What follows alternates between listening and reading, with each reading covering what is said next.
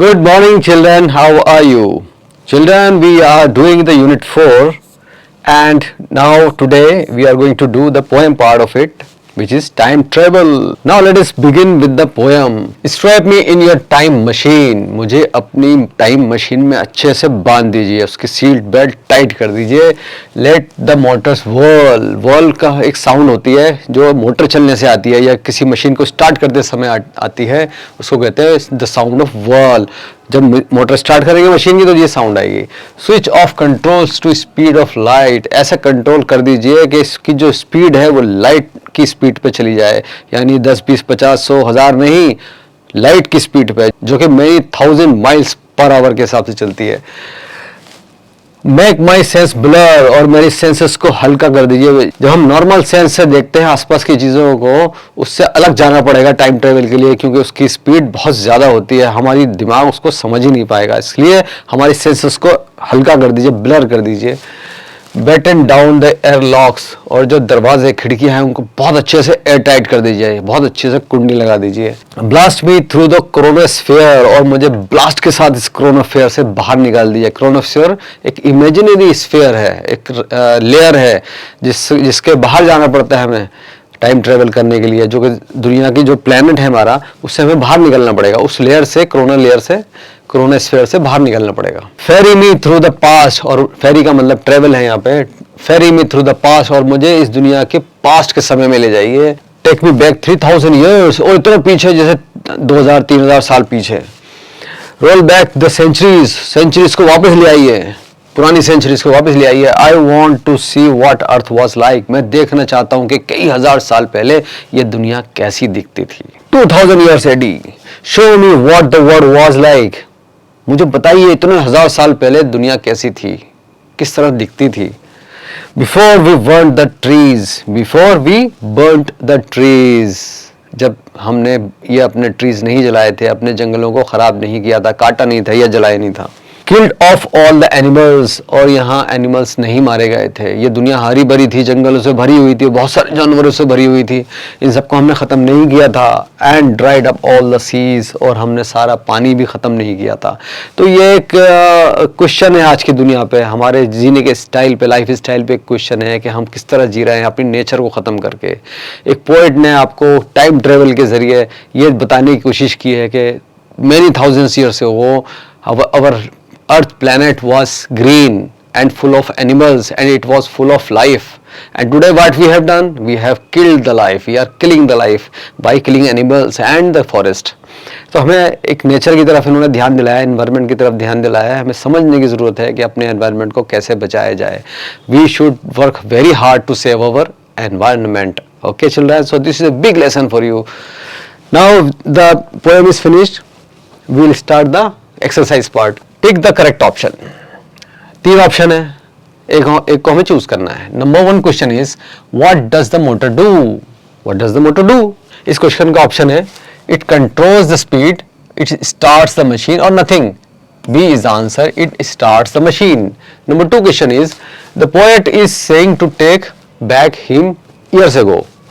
1000, 100 और 500. The answer is 1000 years को, कुछ 1000 साल पीछे जाने की बात कर रहा है वो. Number 3 is what we did before in the poem. Burn the trees, killed the animals, और बोथ. हमने क्या किया है इस दुनिया के साथ, हमने दोनों काम किए हैं, ट्रीज को भी खत्म किया है और एनिमल्स को भी. So the answer is C. Number 4 is in your time machine bind me, strap me और shrink me. Second B is the answer, strap me. Think and write. इस क्वेश्चन को करने के लिए आपको थोड़ी सी नॉलेज भी गेन करनी पड़ेगी और थोड़ा सा अपना माइंड भी यूज करना पड़ेगा. Now the question is what should be another title for the poem according to you. और क्या टाइटल हो सकता है, इसका फोकस किस चीज पे है, उसके हिसाब से आप टाइटल सोचिएगा.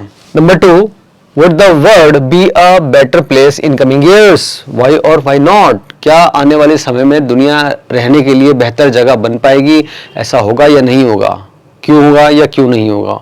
इसका आंसर आपको निकालना है. ओके, सोचिए और बताइए. See, answer the following questions. You have to read carefully this question and write the answer in your notebook. Okay, in the sound better section we are talking about some special sounds. Let us read. The word whirl sounds exactly like the sound a motor makes. Motor की sound है wall, तो वही जैसे sound निकल रही है वही उसका नाम है, wall sound. When words sound exactly like what they are naming, they are called sound words. जब साउंड पर ही उनका नाम रखा जाए तो उनको हम कहते हैं sound words. The use of the sound words to make writing effective is called onomatopoeia. इसी तरह के जब हम वर्ड्स को बनाते हैं साउंड की बेस पर तो उनको कहा जाता है onomatopoeia.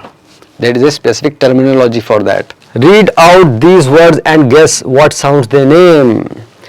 किस चीज़ के साउंड है ये, हमें वर्ड्स को पढ़ के बड़े आसानी से पहचान लेंगे हम, क्योंकि साउंड की बेस पे हैं। तो किस चीज़ के साउंड देखते हैं, boom, click, mu, tick tock, clang, थड, जूम, जिंगल, बीप, पॉप। ये साउंड आपने कहीं ना कहीं पढ़े होंगे, सुने होंगे, आप उनको रिलेट कीजिए। नाउ लर्निंग बाय डूइंग, इसमें क्या एक्टिविटी देखते हैं, मेक अ रॉकेट और a time machine using cardboard और other waste material with the help of your teacher. आपको करना क्या है, इसमें साफ लिखा है, लेकिन आपको वेस्ट मटेरियल यूज करना है, that is the main point. B is write all the steps that you follow to make the rocket. जो भी आपने स्टेप्स लिए हैं उनको प्रॉपर तरीके से सीक्वेंस में लिखना भी है। तो ये भी एक आपके लिए एक अलग से टास्क है। एम क्या है, रॉकेट बनाना। ये प्रोजेक्ट का तरीका है, हम इस तरह से फॉर्मल तरीके से इसको लिखते हैं।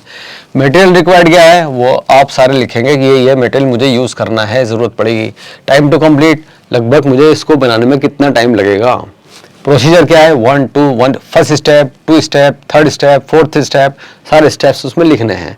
तो ये एक तरीका है, सीक्वेंस है कि किस तरह से हम प्रोजेक्ट को बनाते हैं और लिखते हैं। Now paste the photograph of your rocket here. Rocket जो बनाया है आपने उसका फोटोग्राफ खींचिए और यहाँ लगाइए, और अपनी टीचर को जरूर अपने साथ रखिएगा, क्योंकि वो आपको स्टेप बाय स्टेप गाइड भी करेगी। Life skills, we should protect our earth from destruction by planting trees and keeping our surrounding clean.